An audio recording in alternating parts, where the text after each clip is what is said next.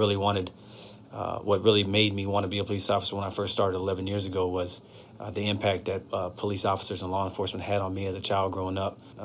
But up until now, what the badge and the shield mean to me today is doing the right thing right, being ethical, being professional, being there for the people that we serve. I am a public servant. There's no other way to say it, but I'm a public servant. I'm here to serve the public, the city that I work for. When they need me, I go. If there's a time of crisis and they need me, I go. I don't run. And I'm not going to say, that every law enforcement officer is a bad cop, because we're not bad people. But there are bad police officers that make the wrong decision. But it's other police officers' jobs, like myself, who do the right thing right every day they go to work, to intervene and to step in and to remember the ethics that we were taught in the academy. And if we don't intervene and we don't step in to make that decision or to stop anything from escalating, then we fail as a police officer as well, just as much as whatever they're doing. Yeah, Laura King is a good friend of our family. She was a good, close friend with my wife. And I met Laura back in 2002 when we went to school together, and we took an African-American history class, all three of us, my wife, Laura, and myself. But yeah, it is very, very, very ironic, when people try and pull the race card on me, not knowing anything about me. You break it down and, what is racism, right? You just break the word down at its core. And it's, one person's belief that their race or ethnicity is superior over another. So when somebody within a few seconds of coming into contact with me labels me as a racist, it does hurt because they don't know anything about me, but you got to have thick skin in this profession no matter what. You got to dust that. You got to brush it off, dust it off. You can't take it personal. My closest and best friend here on the department is black. And more than half of my career, we spent working together in a car. So, whenever we would contact somebody, that would jump straight to the, I'm a racist because I'm white skinned. And, my partner, the black officer, is an Uncle Tom, as they would call him, right? Or a sellout. We've had this discussion plenty of times, him and I in the car, our take and our perspective on things. And bottom line, you've got to have thick skin. You got to just bounce it off. More oftentimes than not, when somebody does pull that with me, my rebuttal is, you don't know anything about me, man. You don't know the fact that my wife is black, that my kids are black, my best friend is black, So I do break it down for them a little bit real quickly, but I don't get into it. I don't make it an argument. You got to be the same every time. You got to be 100 every time. And that's it, come with the same approach, the same style, and just be who you are. Because in the end, if you're going to see that person multiple times because they're in your city or they live in your city, then they're going to know, that officer's cool. At the end of the day, bottom line, they're going to vouch for you. Your street credibility, will go up amongst your community. People of color, they're going to remember you. They're going to respect you because of the way that you dealt with them, the way that you dealt with their family members, the way that you dealt with their friends. There's people that might have had a negative contact with a police officer 12, 15 years ago, before I was a police officer. And then they come and they make contact with me.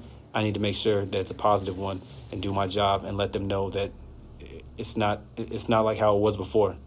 Everything's going to be all right, and we're in this together. He was quite courageous, and I thank you for introducing us to him. Let's step into Martin Luther King III. Martin, it's great to see you again after all these years in Fiji, a little date with destiny. And I can only imagine what you're going through, seeing this. I mean, your father talked about his dream, over half a century ago. Tell us, if you would, you devoted your life to, nonviolent change, and you're seeing these, riots also occurring, and a lot of people are using your father's name and saying, that they're using quotes of his a little bit out of context, from what I understand anyway. But I'd like to hear from you. Where do you see we are, and how are we doing on your father's dream, and what has to change from your perspective? I'd love to hear. Certainly.